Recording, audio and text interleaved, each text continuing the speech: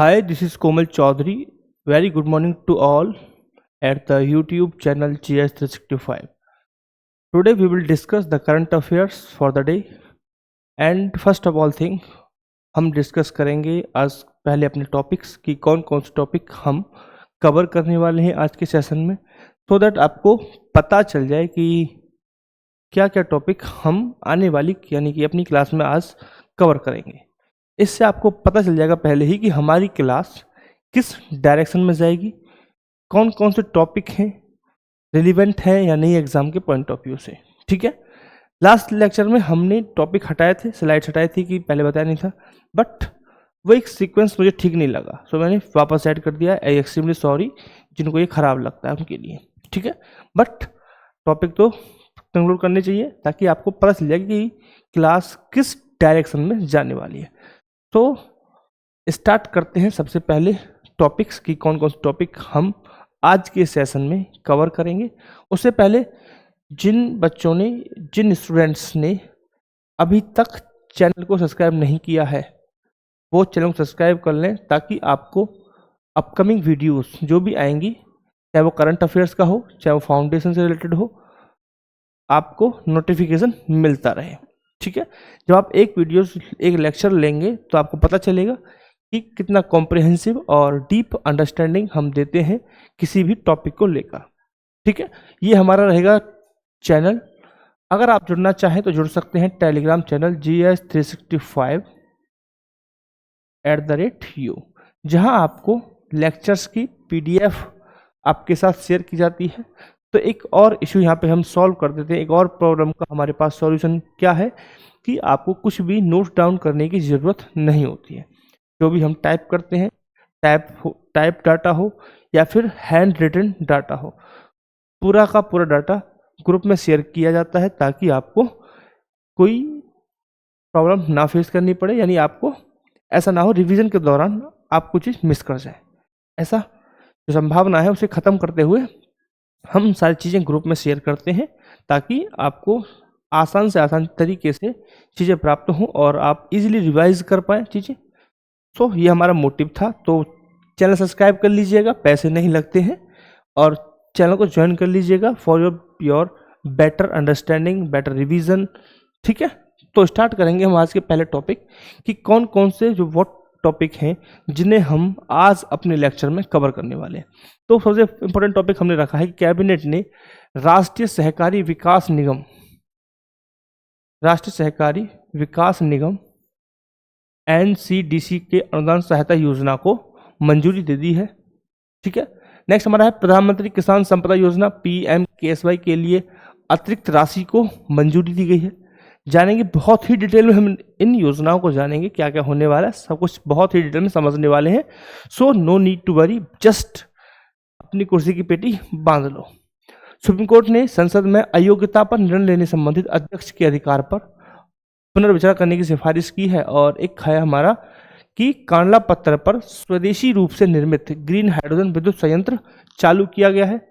और एक important news है ब्लू इकोनॉमी। ठीक है, ब्लू इकोनॉमी से रिलेटेड एक न्यूज़ है, उसे हम देखेंगे। ठीक है, सारे डायमेंशंस कवर करेंगे बेसिक्स टू एडवांस तक। ठीक है, तो फर्स्ट न्यूज़ हमारा है कि कैबिनेट ने राष्ट्रीय सहकारी विकास निगम NCDC national cooperative development council को अनुदान सहायता योजना मंजूरी दे दी है। ठीक है, इस योजना का कितने अमाउंट की जो योजना है वो है, पहले तो ये पता होना चाहिए।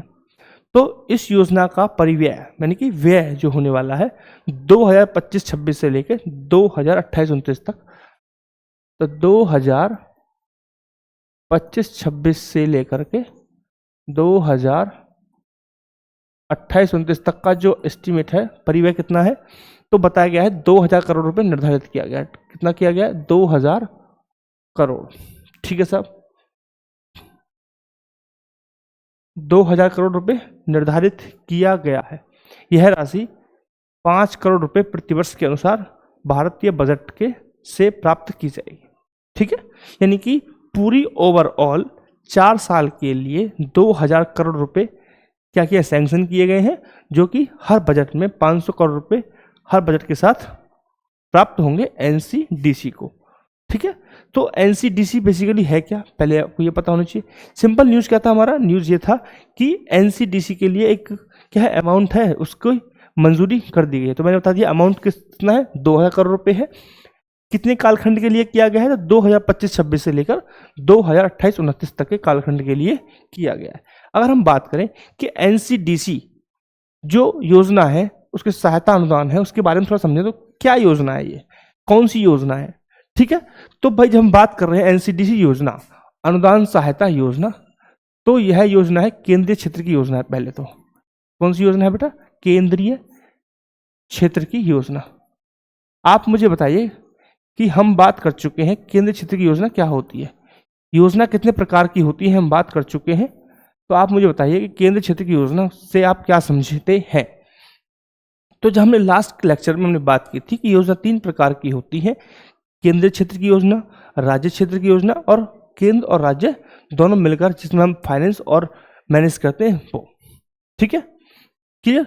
तो केंद्रीय क्षेत्र की योजनाओं को बोलते हैं ऐसी योजनाएं जो केंद्र द्वारा फंडित की जाती हैं और साथ ही साथ मैनेज भी केंद्र द्वारा की जाती हैं। ऐसी योजनाओं को केंद्रीय क्षेत्र की योजना कहते हैं। तो भाई जो योजना है राष्ट्रीय सहकारी विकास निगम की जो अनुदान सहायता योजना है, यह केंद्रीय क्षेत्र की योजना है। एक पॉइंट यहाँ से क्लियर हो गया। ठीक है, इसे क्यों स्थापित किया, किस उद्देश्य के साथ इस योजना को लाया गया। तो इस योजना को जो स्थापित करने का जो उद्देश्य था वह था कि नई परियोजना स्थापित करने, मौजूदा संयंत्रों का विस्तार करने या फिर जो आवश्यकता है कार्यशील पूंजी की उनको पूरा करने के लिए सहकारी समितियों को क्या देता है, ऋण प्रदान करने के लिए इस योजना को लाया गया। बेसिकली आप क्या समझिए कि जो सहकारी समितियां होती हैं उनको ऋण प्रदान करने के लिए, ठीक है, उनको कर्ज देने के लिए इस योजना को लाया गया। उनको कर्ज की क्या जरूरत पड़ रही है, क्या करेंगे वो कि जो नई योजना चल रही है उनका विस्तार करेंगे और संयंत्रों का विस्तार करेंगे। जो कार्यशील पूंजी है उसकी आवश्यकता को पूरा करने के लिए इस ऋण का वह प्रयोग करेंगी समितियां। ठीक है साहब, क्लियर पॉइंट है यहाँ तक। तो पता चल गया कि क्यों इस योजना का क्या उद्देश्य है, क्यों लाया गया। क्लियर पॉइंट यहाँ तक क्लियर है भाई। तो बहुत ही ब्रीफ मैंने बताया, बहुत ही छोटे मैंने बताया कि आपको क्या समझना है। ठीक है, तो इस योजना के अगर लाभ पे जाएं, क्या लाभ इस योजना से हम प्राप्त होंगे, लाभ क्या है इस योजना के, मुझे बताइए। लाभ कोई बताएगा कि इस योजना से क्या लाभ होगा। तो इस योजना से जो सामाजिक आर्थिक अंतर है, आप समझिए कि जो सहकारी समितियां होती हैं वह बहुत कम ब्याज दर पर लोन प्रोवाइड कराती हैं, ऋण प्रोवाइड कराती हैं, ऋण प्रोवाइड कराती हैं। ठीक है, ऋण प्रदान करती हैं बहुत ही कम इंटरेस्ट रेट पर, बहुत ही मिनिमल। ठीक है, तो उससे क्या होता है कि जो गरीब व्यक्ति है वह लोन प्राप्त करके अपनी जरूरतें पूरी करता है, वापस से पैसा जमा कर देता है। ठीक है, तो इससे क्या हुआ कि जो समाज में उसके प्रति जो अंतर था, आर्थिक रूप से जो अंतर था, कहीं ना कहीं उस अंतर को कम करने में या समाप्त करने में इस योजना की एक महत्वपूर्ण भूमिका रही। ये आप समझ सकते हैं लाभ। क्या लाभ बेटा समझ में आया लाभ, फर्स्ट पॉइंट ये समझ सकते हैं, राइट। दूसरा पॉइंट समझिए कि इस योजना में जो मेंबर सदस्य जो सहकारी समिति है उनके मेंबर के रूप में महिलाओं की भागीदारी को बढ़ावा मिला। इससे क्या होगा कि जब महिलाओं की भागीदारी बढ़ेगी तो कहीं ना कहीं हम अप्रत्यक्ष या प्रत्यक्ष रूप से महिला सशक्तिकरण को भी क्या कर रहे हैं, बढ़ावा दे रहे हैं, नहीं दे रहे हैं। ठीक है, राइट। तो एक महिला सशक्तिकरण का यहाँ पे एग्जाम्पल हम सेट कर सकते हैं, एक लाभ के रूप में यहाँ पे हम लिख सकते हैं। भाई अगर हम बात करूं कि जो सहकारी समितियों की जो पूंजी है उससे क्या हो रहा है, आय सृजन करने वाली जो पूंजी है उससे भी अलग अलग संपत्तियों का निर्माण होता है। ऐसे क्योंकि क्या समझ रहे हो कि वो ऋण प्रदान कर रहे हैं, बदले में ब्याज ले रहे हैं। ठीक है, तो उससे क्या हो रहा है, नई पूंजी नई संपत्तियों का वो निर्माण कर सकते हैं। ठीक है, क्लियर, राइट। चलो अब हम समझेंगे नेक्स्ट हमारा पॉइंट है लाभ। आपको पता चला, मैंने बहुत ही एक जनरल लाभ जनरल एग्जांपल के साथ आपको बताया ताकि आप इजीली कनेक्ट कर पाए एग्जांपल के साथ थ्योरी को, राइट। अब हम समझेंगे कि एनसीडीसी क्या है, एनसीडीसी है क्या, थोड़ा इसके बारे में जानते हैं कि एनसीडीसी क्या है, फर्स्ट पॉइंट से बताएंगे। ठीक है, तो एनसीडीसी क्या है कि राष्ट्रीय सहकारी विकास निगम, ये आपको पता है फुल फॉर्म लिखा हुआ है बोर्ड पर। इसको स्थापित किया गया था 1963 ईस्वी में। कब स्थापित किया गया था बेटा? इसको स्थापित किया गया है 1963 ईस्वी में, एक वैधानिक निकाय के रूप में इसे स्थापित किया गया था, निगम के रूप में। अगर हम बात करें कि इसके हेडक्वार्टर कहाँ पे है, तो इसका हेडक्वार्टर है नई दिल्ली में। कहाँ पे बेटा स्थापित हुआ है ये? ठीक है, वैधानिक निकाय के रूप में स्थापित हुआ है। तो क्वेश्चन आ सकता है कि वैधानिक निकाय है या संवैधानिक निकाय है। ठीक है, तो आप याद रखेंगे वैधानिक निगम के रूप में इसको स्थापित किया गया था 1963 ईस्वी में। वहीं मैं अगर हेडक्वार्टर की बात करूं, इसका मुख्यालय कहाँ पे है, तो इसका मुख्यालय बेटा नई दिल्ली में। बहुत ही सिंपल, बहुत ही प्यारा मेरा बच्चा, नई दिल्ली है। ठीक है बेटा, क्लियर है यहाँ तक? कोई मैंने रॉकेट साइंस नहीं चलाया, कोई कुछ नहीं समझाया, बहुत ही इजी और बहुत ही बेसिक चीज़ें मैं आपको बता रहा हूँ। ठीक है, आप मुझे बताइए कि एनसीडीसी किस मंत्रालय के अंतर्गत आता है? एनसीडीसी किस मंत्रालय के अंतर्गत आता है? किस मंत्रालय के अंतर्गत आएगा बेटा? मंत्रालय कौन सा है इसका? कौन सा मंत्रालय है? स्पेशल मंत्रालय बन गया है अब तो, सहकारिता मंत्रालय। पहले ये मंत्रालय नहीं हुआ करता था, 2014 में इसको मंत्रालय बनाया गया अलग से, पहले विभाग हुआ करता था, राइट। तो भी सहकारिता मंत्रालय के अंतर्गत आता है, सहकारिता मंत्रालय के अंतर्गत आएगा। ठीक है, तो हम बहुत ही तरीके से न्यूज़ का पोस्टमार्टम कर देते हैं ताकि आपको बहुत इजी वे में समझ में आ जाए। कोई कुछ नहीं समझ रहा, बहुत ही आसान चीज़ें हैं, कोई रॉकेट साइंस नहीं चल रही यहाँ पर। ठीक है, अगर बात करूँ इसका उद्देश्य क्या है, किस उद्देश्य के साथ इसको स्थापित किया गया था, किस उद्देश्य के साथ इसको स्थापित किया गया था, क्या उद्देश्य था इसका, तो मुझे बताएगा। सहकारिता का क्या उद्देश्य होता है कि जो सहकारिता सिद्धांत पर काम करने वाली हमारी फर्म है, चाहे हम कृषि की बात करें, चाहे हम पशुधन की बात करें, चाहे हम प्रोसेसिंग इंडस्ट्री की बात करें, चाहे हम कुछ भी हम एक्सपोर्ट कर रहे हैं या कुछ भी इंपोर्ट कर रहे हैं, आयात कर रहे हैं। ठीक है, जो भी सहकारिता सिद्धांत को फॉलो करती है उसको क्या करना है, उसके लिए इसे योजना बनाना है। ठीक है, योजना बनाएगा उसके लिए, प्लस उसको बढ़ावा देना है, प्रमोट करना है, मतलब उसकी मदद करनी है। ठीक है, जो भी फर्म ही समझ लो, संस्था सहकारिता के सिद्धांत पर काम करेगी। सहकारिता यानी कि किसानों, समझिए सहकारिता को आप इस तरीके से समझ सकते हैं कि किसानों से लिया कुछ चीज, अपने प्रोसेसिंग किया और उसे आगे बेच दिया। ठीक है, बहुत ही अच्छा एग्जांपल है अमूल। किसानों से दूध लिया, अपने आप स्टोर किया, ठीक है, उससे अलग अलग चीज़ें बनाई और फिर वो बाहर जाके एक्सपोर्ट की या अलग अलग क्षेत्र तक पहुंचाई। ठीक है, तो एक एरिया से लेकर दूसरे एरिया में सहकारिता साथ साथ काम करना। ठीक है, ऐसे आप जोड़कर याद रख सकते हैं। तो इन सिद्धांतों पर जो भी फर्म, जो भी संस्था काम करेगी, उन संस्थाओं के संबंधित योजना और उसको प्रमोट करने का कार्य किसका रहेगा? एनसीडीसी का रहेगा, राइट। तो बहुत ही इजी वे में आप समझ ली, क्लियर पॉइंट, न्यूज़ क्लियर है। चलो अब बढ़ेंगे हम नेक्स्ट न्यूज़ की तरफ, और नेक्स्ट न्यूज़ हमारा है कि कैबिनेट ने प्रधानमंत्री किसान संपदा योजना के लिए अतिरिक्त राशि को मंजूरी दे दी है। किसान संपदा योजना के लिए अतिरिक्त राशि की मंजूरी दे दी गई है। ठीक है, तो कैबिनेट ने प्रधानमंत्री किसान संपदा योजना के लिए पत्र, जो वित्त आयोग चल रहा है, वो 15वां वित्त आयोग चल रहा है। ठीक है, जिसका कार्यकाल कितना है? 2021-22 से लेकर 2025-26 के लिए। ठीक है, तो इस आयोग के जो कार्य अब वो चल रहा है, वित्त आयोग का जो पूरा कार्यखंड है, जो चक्र है, उसके लिए एक एडिशनल राशि के लिए मंजूरी दी गई है। ठीक है, तो आप समझेंगे कि अतिरिक्त राशि की मंजूरी दी गई। कितनी राशि है? यह 6200 करोड़ की राशि है। कितना? 6200, सॉरी 6200 नहीं, हाँ 6200 नहीं है, ये 6500 है। ठीक है, 6520 है बेसिकली की राशि क्या की मंजूरी दी गई है। किसके लिए? 2021-22 से लेकर 2021-22 से 2025-26 तक के लिए। ठीक है, और यह 15वें वित्त आयोग, 15वां वित्त आयोग है, 15वां वित्त आयोग चक्र। ठीक है, यानी कि यहाँ तक 15वें वित्त आयोग की सिफारिशें मानी जाएंगी, और उसकी सिफारिश के लिए, उसकी सिफारिशों पर जो दिया गया सिफारिश चल रही है, 15वें वित्त आयोग की सिफारिश के आधार पर ही करों का वितरण किया जा रहा है। और प्रधानमंत्री किसान संपदा योजना के लिए एडिशनल 6520 करोड़ रुपए की राशि सैंक्शन की है। ठीक है, क्लियर पॉइंट। क्यों की गई है, क्या उद्देश्य है, फिर से वही पॉइंट मेरा, इसका सिंपल उद्देश्य है कि जो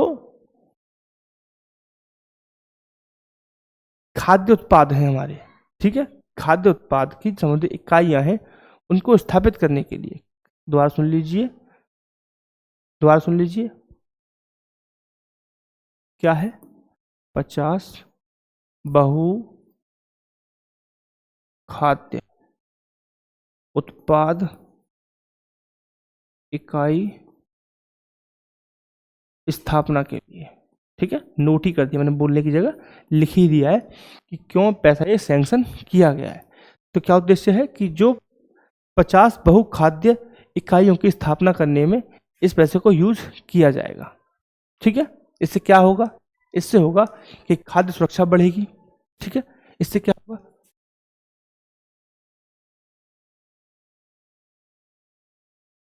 खाद्य सुरक्षा बढ़ेगी, बढ़ेगी नहीं बढ़ेगी। ठीक है, साथ ही साथ गुणवत्ता, खाने की गुणवत्ता बढ़ेगी, बढ़ेगी नहीं बढ़ेगी, बढ़ेगी भाई। ठीक है, क्लियर पॉइंट है। तो इस उद्देश्य के साथ यह पैसा सैंक्शन किया गया है, 6520 करोड़ रुपए। ठीक है, क्लियर पॉइंट। चलो थोड़ा सा जानते हैं कि एक योजना का नाम लिया गया है प्रधानमंत्री किसान संपदा योजना। ठीक है, हमारा करंट अफेयर्स यही था कि 6520 करोड़ रुपए सैंक्शन किया गया है। मैंने आपको बता दिया क्यों सैंक्शन किया गया है, कि नए उत्पाद क्या करना है, इकाइयाँ इस्टेब्लिश करनी है, उसकी सहायता के लिए इस पैसे को यूज किया जाएगा। इस पैसे को किस वित्त आयोग के चक्र में लाया गया है, लाया गया है 15वें वित्त आयोग के चक्र में इसे लाया गया है। 15वां वित्त आयोग कब से कब तक है, 2021-22 से लेकर 2025-26 तक का कालखंड है 15वें वित्त आयोग का। ठीक है साहब, अब आते हैं हम प्रधानमंत्री किसान संपदा योजना को लेकर। ठीक है, तो प्रधानमंत्री किसान संपदा योजना एक केंद्रीय क्षेत्र की योजना है। सबसे इंपॉर्टेंट चीज कौन सी योजना है, केंद्रीय क्षेत्र की योजना है, केंद्रीय क्षेत्र की योजना है। कब स्थापित किया गया था इसे, कब से स्टार्ट किया है योजना, बताइए कब से स्टार्ट हुआ है योजना, यह योजना कब से स्टार्ट हुई है। ठीक है, इसे लागू किया गया था 2017-18 में, इसे स्टार्ट किया गया, कब से बेटा,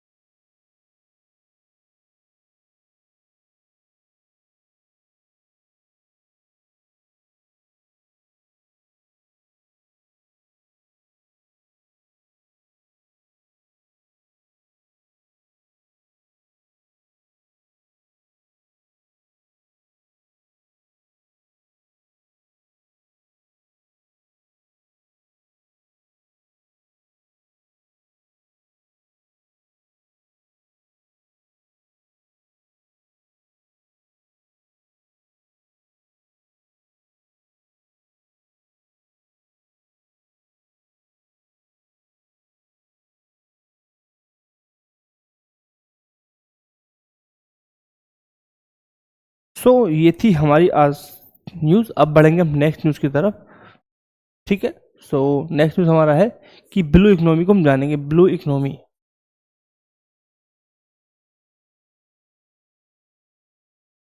चलो, ब्लू इकोनॉमी पर श्वेत पत्र भारत के समुद्री संसाधनों की क्षमता को प्रकट करने का रोड मैप प्रस्तुत करता है।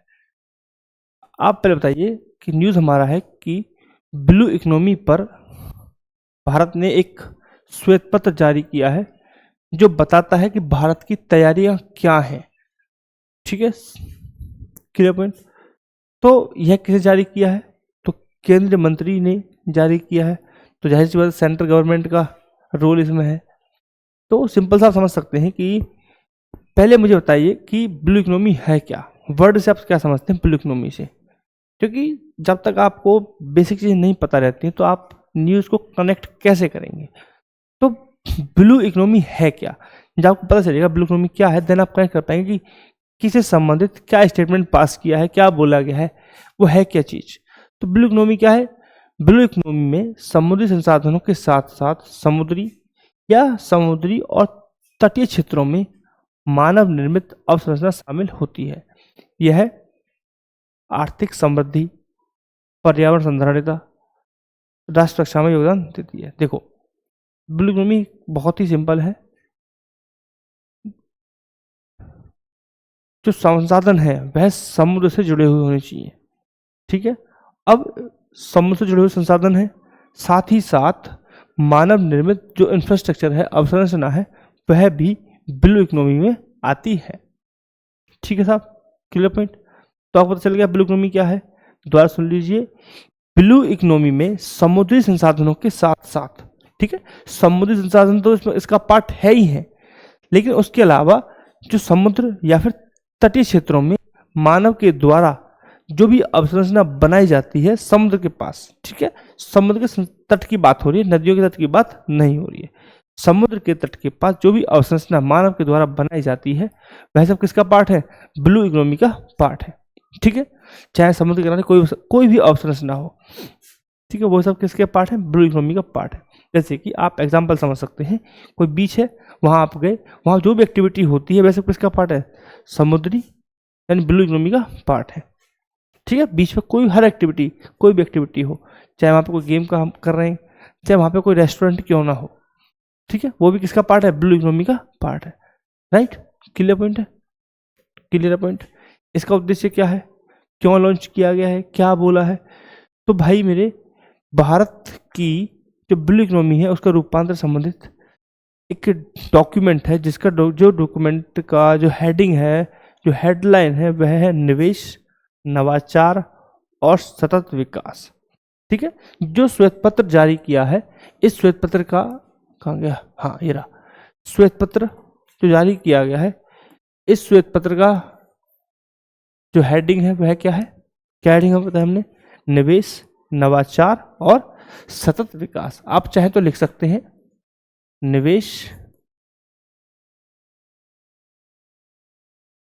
नवाचार और सतत विकास, ठीक है साहब।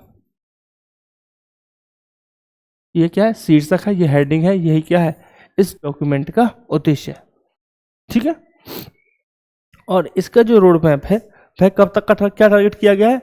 इस रोड मैप का टारगेट किया 2035 तक, इसमें योजना है 2035 तक की योजना इसमें शामिल है का रोड मैप, ठीक है साहब। 2035 तक का रोड मैप इस डॉक्यूमेंट में साझा किया गया है। इसका उद्देश्य क्या है? उद्देश्य है कि जो परियोजनाएं हैं, ब्लू इकोनॉमी से संबंधित जो भी परियोजनाएं हैं, उस सबको प्राथमिकता देना इसका उद्देश्य, पहली बात, ठीक है। ब्लू इकोनॉमी से संबंधित योजनाओं को प्राथमिकता, संबंधित योजना को प्राथमिकता, यह इसका उद्देश्य है। इस उद्देश्य के साथ इसे लाया गया था, ठीक है, ये डॉक्यूमेंट पेश किया गया है, राइट। तो ब्लू इकोनॉमी में एक जो ब्लू इकोनॉमी है अभी हम बात करें उसका, वह एक ऐसे कह सकते हैं इंजन के रूप में भारत के विकास में निवेशकों को अट्रैक्ट करती है, ठीक है।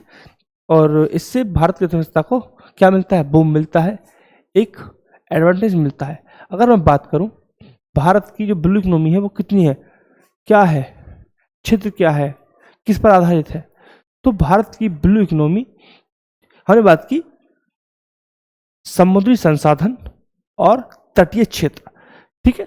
तो तटीय क्षेत्र का मतलब कि तटीय रेखा की बात हो रही है। तटीय रेखा जितनी बड़ी होगी उसके आसपास की जो अवसंरचना है वह सब क्या है, ब्लू इकोनॉमी का पार्ट है। तो भारत की ब्लू इकोनॉमी 11,098 किलोमीटर लंबी तटरेखा पर है और इसका टोटल एरिया अगर हम बात करें 2.4 मिलियन वर्ग किलोमीटर का SEZ EEZ exclusive economic zone पर आधारित है, ठीक है साहब। हर क्लियर है पहले पॉइंट, ऐसा कुछ जो समझ में नहीं आया हो। हमने बहुत ही जीवन बताया मैंने आपको कि जो समुद्री संसाधन है वो तो है ही, लेकिन तटीय क्षेत्र पर जो भी अवसंरचना बनी हुई है वह भी ब्लू इकोनॉमी का पार्ट है, ठीक है। तो तटीय संरचना का मतलब तटीय क्षेत्र। तो हमारी तटीय रेखा कितनी लंबी है, 11,098 किलोमीटर लंबी तटीय रेखा है।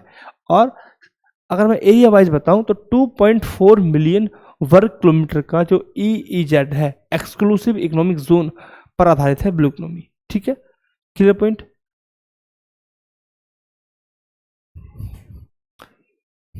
राइट। चलो बस, तो ये था हमारा, आपको ब्लू इकोनॉमिक जोन बता दिया, न्यूज मैंने आपको बता दी, ठीक है। क्लियर पॉइंट, चलो बढ़ते हैं नेक्स्ट न्यूज की तरफ। और बहुत ही सिंपल न्यूज है। नेक्स्ट हमारा है स्टारलिंक को भारत में सैटेलाइट इंटरनेट सेवाएं शुरू करने का लाइसेंस मिल गया है, यानी कि ऑफिशियल लाइसेंस मिल गया है। पहले न्यूज थी कि हाँ अप्रूवल मिल जाएगा, बट आज क्या हुआ है जी, लाइसेंस इनको मिल गया है कल, ठीक है। तो स्टारलिंक क्या है बेसिकली, तो ये basically satellite based internet provide कराते हैं। इनका उद्देश्य क्या है कि वैश्विक जो इंटरनेट है उसका कवरेज प्रदान करे भारत में, ठीक है। अब आपको समझ में आएगा कि भाई सैटेलाइट इंटरनेट कैसा होता है, हम जो कर रहे हैं वो कैसा इंटरनेट है। वो फाइबर बेस है, आपको कुछ नहीं करना, बिना कनेक्शन के सीधा आपके फोन में से इंटरनेट टपक जाएगा। जैसे आपके अभी नेटवर्क आते हैं फोन में, ठीक है, नेटवर्क आते हैं फोन में, कुछ नहीं करना पड़ता, कहीं भी लिए घूमो, ऐसे ही आप प्लान लीजिए और आपका इंटरनेट एक्टिवेट हो जाएगा, कहीं भी लिए घूमो अपने फ़ोन को, ठीक है। तो समझिए सैटेलाइट इंटरनेट जो ब्रॉडबैंड है, पृथ्वी की परिक्रमा करने वाले सैटेलाइट के द्वारा प्रदान किया जाने वाला एक वायरलेस कनेक्शन के रूप में हम इसे समझ सकते हैं, ठीक है। जैसे कि आप समझिए कि क्या है कि इधर एक कंपनी है, ऑपरेटर सेंटर है, वो सिग्नल देगा ऊपर, वहाँ से सैटेलाइट देगा, सैटेलाइट क्या देगा, मॉडेम को देगा, और मॉडेम से आप डिवाइस में कनेक्ट कर लेंगे, सिंपल, ठीक है। दोबारा सुन लीजिए, सैटेलाइट से आएगा डिश में, एंटीना जो भी लगा लो, ठीक है, उसके बाद आएगा मॉडेम में, मॉडेम से आप डिवाइस कनेक्ट कर सकते हैं। और यहाँ से सबको ऑपरेट करेगा एक नेटवर्क ऑपरेशन सेंटर जो वहाँ से डायरेक्शन देगा सैटेलाइट को, ठीक है। इससे क्या फ़ायदा हो, क्या महत्व है, क्या इंपॉर्टेंस है इसका, चलो महत्व को समझेंगे थोड़ा सा। फर्स्ट पॉइंट हमारा आता है महत्व को लेकर, क्या महत्व है, ठीक है साहब। थोड़ा महत्व के बारे में जानने से क्या महत्व रहने वाला है, तो यह है डिजिटल विभाजन को कम कर सकता है। कैसे कम कर सकता है कि देखो, आप सभी को पता है जो अभी भी देखो बहुत हद तक स्मार्ट हो गया है जियो एयर फाइबर आने से, बट अभी भी कुछ एरिया ऐसे हैं जहां पर जियो एयर फाइबर कनेक्टिविटी प्रोवाइड नहीं करा पाता है। तो क्या होगा इससे, तो उन क्षेत्रों में यह कनेक्टिविटी प्रदान कराएगा। तो जो डिजिटल आधार पर विभाजन हो रखा था कि एक एरिया होगा जहाँ पर इंटरनेट नहीं प्रोवाइड किया जा रहा है, किया जा रहा है, यानी कि एक पर्सन ऐसा है जिसको डिजिटल और से संबंधित संसाधन है वो प्रोवाइड किए जा रहे हैं, दूसरा एक पर्सन है जिनको डिजिटल और उससे संबंधित संसाधन प्रोवाइड नहीं किया रहे, वो एक्सेस नहीं कर पा रहे हैं, ठीक है। तो ये हमारा हो गया। तो ये विभाजन जो है वो क्या हो जाएगा, काफ़ी हद तक कम हो जाएगा,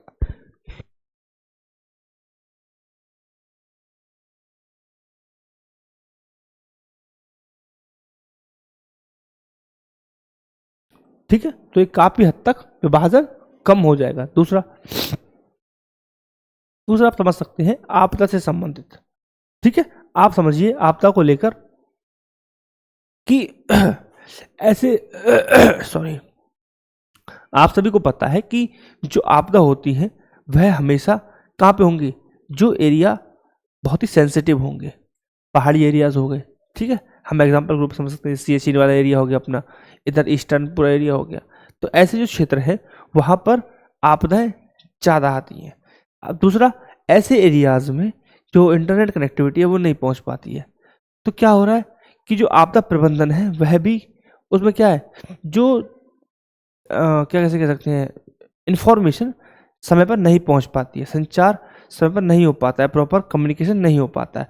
तो उस गैप को यह फिल कर सकता है और जिसके कारण हम आपदा प्रबंधन को सही तरीके से कर सकते हैं। ठीक है सर, क्लियर पॉइंट।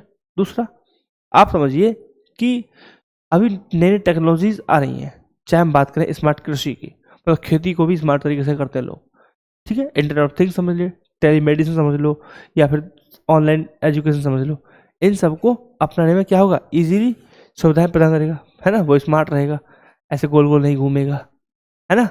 दूसरा, सैनिक और राष्ट्र सुरक्षा में इसका प्रयोग हम इजीली कर सकते हैं। जो ऊंचाई वाले क्षेत्र है वहाँ पर बेहतर इंटरनेट, जैसे अभी हमने बात की कि जो ऊंचाई वाले एरिया है, पहाड़ी एरियाज हैं, वहाँ पर आपको इंटरनेट कनेक्टिविटी नहीं मिलती है, ठीक है, बहुत ही जो डिफरेंस आ जाता है लोगों में।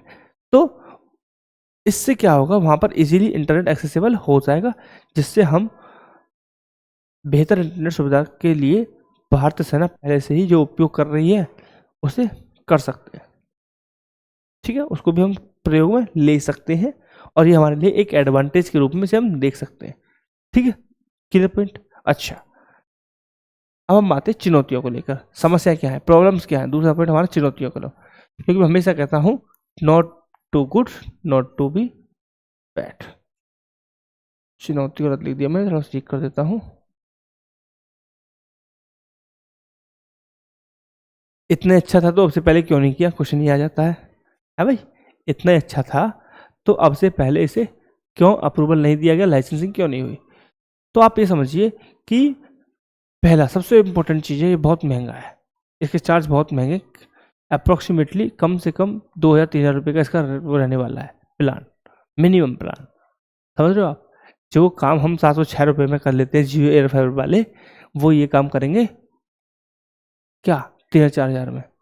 इससे क्या होगा, इससे एक और संकट है, जिस तरीके से आप सभी को पता है ना कि जियो ने किस तरीके से मार्केट में सबको भगाया था। जियो जब आया था फ्री में सबको लालच दिया, फिर धीरे प्लान बढ़ा दिया, अभी प्लान सब, अभी जियो, एयरटेल और वोडाफोन ऐसा लगता है कि तीनों 60-60 मिल के तीनों एक साथ रात को बैठते हैं, पैक लगाते हैं, चलो कल महंगा कर देते हैं, ऐसी वाली फीलिंग आ रही है हमारे साथ, ऐसा होता है कस्टमर के साथ। तो क्या ऐसा नहीं हो सकता है इन फ्यूचर की जब स्टारलिंक आए और ये जो प्राइस है जियो एयर फाइबर का, ये भी रॉकेट छू लें कि हम भी सेम सुविधा, हम भी तो सुविधा सेम दे रहे हैं, हम सस्ता क्यों रखेंगे।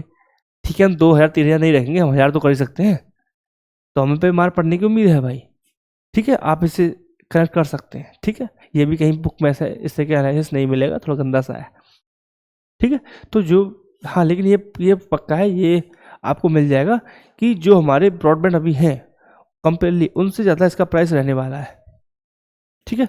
तो ऑटोमेटिकली जो गांव देहात के लोग हैं वो इसको जल्दी से एक्सेप्ट नहीं करेंगे, ठीक है। दूसरा, मांग आपूर्ति, अगर मैं बात करूं मांग आपूर्ति को लेकर एक मॉडल चलता है, उसे समझेंगे आप तो आप ये समझिए कि शहरों में पहले से ही सस्ते हैं भाई, जो जो व्यक्ति 706 रुपये का ब्रॉडबैंड यूज कर रहा है, एयर फाइबर यूज कर रहा है, वो क्यों ही लेगा, ठीक है। वैज्ञानिक तो कोई बैठे नहीं है बहुत हाई टेक इंटरनेट मुझे चाहिए, सबकी बेसिक जरूरतें हैं, है ना, क्योंकि आज भी व्यक्ति आम जरूरतों के लिए काम कर रहा है। नेक्स्ट पॉइंट आइए, अवसंरचना संबंधी और तकनीकी बाधाएं। इसमें आप लोगों को पता है कि इसमें सैटेलाइट हो गया, इन सब की लागत है ना, बैंडविड्थ हो गया, उसी संबंधित जो चिंताएं हैं वो अलग ही लेवल की हैं। और थर्ड सबसे इम्पोर्टेंट, डेटा, डेटा की बड़ी दिक्कत है, डेटा सुरक्षा, है ना, रेगुलेशन, नेशनल सिक्योरिटी, ऐसे जो इश्यूज हैं इनका क्या, इन्हें कौन डिस्कस करेगा। तो ये भी बहुत ही इंपॉर्टेंट सेक्शन है जहाँ हमें ध्यान देने की ज़रूरत है। जैसा कि मैंने जियो का एग्जांपल बताया, अगर जियो मार्केट में है आज, पहले उसने क्या किया, फ्री में आप सबको दिया, पहले आपको आदत लगाई। आप सबको याद होगा कि स्टार्टिंग में जब जियो रेवोल्यूशन नहीं हुआ था, मैं तो ये कहूँगा, उससे पहले आप 97 रुपये का रिचार्ज कराते थे 1 GB, वो फुल मंथ के लिए होता था, ख़त्म नहीं होता था वो। क्या किया जियो ने? आपको आदत लगाई, फ्री अनलिमिटेड आपको डाटा मिलेगा, आप खूब यूज़ कीजिए, दिन भर रील बजाइए, दिन भर आप यूट्यूब देखिए, कुछ मत कीजिए, बस रील चलाते रहिए। आपको आदत लगाई, फिर वो सिमट के 4 GB पर डे कर दिया, लेकिन फ्री था। फिर आपके लिए क्या लाए कि आपको मेंबरशिप लेनी पड़ेगी 99 रुपये की, एक झटके में पैसा। फिर धीरे धीरे उसको क्या कर दिया, अमाउंट बढ़ रहा है अब। ये सब पॉलिसीज हैं, दूर की सोच रखने वाली कंपनियां ऐसे काम करती हैं। इनजस्टिस है कस्टमर के साथ। जो कस्टमर पहले बिना रिचार्ज करे अपनी इनकमिंग यूज कर सकता था, अब वो इनकमिंग फ्री नहीं है। आप अगर रिचार्ज नहीं करेंगे तो आपका इनकमिंग बंद हो जाएगा। मतलब आप मजबूर कर दिया गया आपको कि आप रिचार्ज करिए, आप हमें पैसे दीजिए, आप मजबूर हैं। ये होता है प्राइवेटाइजेशन का नुकसान। सरकार एक अपना BSNL के साथ लगी हुई है, देखो क्या होता है। कुछ सुधार किए गए हैं, अब देखते हैं, लेकिन मैदान में कब तक आएंगे। अगर कंधे से कंधा मिलाकर आप नहीं चल पाएंगे तो आपका अस्तित्व खतरे में है। यही हुआ है BSNL के साथ, ठीक है। तो इससे संबंधित खतरे भी बने हुए हैं। चलो अब बढ़ते हैं नेक्स्ट न्यूज की तरफ, और नेक्स्ट न्यूज हमारा है कि आभा आईडी आई है, उसे जानेंगे आभा आईडी क्या है। तो आभा आईडी क्या है? राष्ट्रीय आयुर्विज्ञान आयोग ने मेडिकल कॉलेजों और संस्थाओं को सभी मरीजों के लिए एक रोगी पंजीकरण के साथ साथ आयुष्मान भारत हेल्थ अकाउंट दर्ज करने का निर्देश दिया है। यानी कि जो आयुष्मान भारत से संबंधित लोग हमारे अपना वो करा रहे हैं क्या इलाज, उनके लिए क्या बनाना है, एक अकाउंट बनाने का निर्देश दिया गया है। आभा आईडी क्या है? यह 14 अंकों की संख्या है जो भारत के डिजिटल स्वास्थ्य प्रणाली में मरीजों की विशिष्ट पहचान प्रदान करती है। यानी कि जिस तरीके से आपका आधार कार्ड है 14 अंकों का, उसी तरीके से 14 अंकों की एक आईडी बनाई जाएगी जो किसके लिए है? आपकी स्वास्थ्य के लिए है। ठीक है साहब। नेक्स्ट क्या है? यह देश भर के स्वास्थ्य देखभालों के सेवा प्रदाताओं द्वारा स्वीकार किया जाएगा। यानी कि इसको आप कहीं भी ले जाके आप एक्सेस कर सकते हैं, और सभी स्वास्थ्य सेवा देखभालों के लिए यह क्या है, स्वीकार करना उन्हें पड़ेगा, मैंडेटरी है। ठीक है साहब, क्लियर। स्वैच्छिक ऑप्ट आउट मरीज अपनी इच्छा से इसमें भाग ले सकते हैं और किसी भी समय वे अपनी आभा नंबर को स्थायी रूप से हटाने और अस्थायी रूप से निष्क्रिय करने का अनुरोध कर सकते हैं। यानी कि ऐसा नहीं है कि आपने एक बार आभा आईडी बना ली तो आप फंस गए। जब चाहे आप उसे एग्जिट कर सकते हैं, जब चाहे उससे आप क्या कर सकते हैं, एक्सेस कर सकते हैं। ठीक है, ऐसा नहीं है कि आप एक बार उसमें एनरोल हो गए तो आप परमानेंट हो गए। ऐसा भी नहीं कि आप परमानेंट हटना चाहें, ऐसा भी है कि आप चाहें तो कुछ समय के लिए डीएक्टिवेट कर सकते हैं, वापस से एक्टिवेट करा सकते हैं। ठीक है, तो सारी चॉइस आपके पास ही है। नेक्स्ट हमारा है आयुष्मान भारत डिजिटल मिशन क्या है। उद्देश्य देश के एकीकृत डिजिटल स्वास्थ्य अवसंरचना को समर्थन देने के लिए एक आधारभूत संरचना विकसित करना इसका उद्देश्य है आयुष्मान भारत। ठीक है साहब, क्लियर पॉइंट, क्लियर है। And this is the last news for the day, and thank you very much for watching this video. I hope you are doing well, and I wish you the best for a bright future. Thank you very much for watching this video.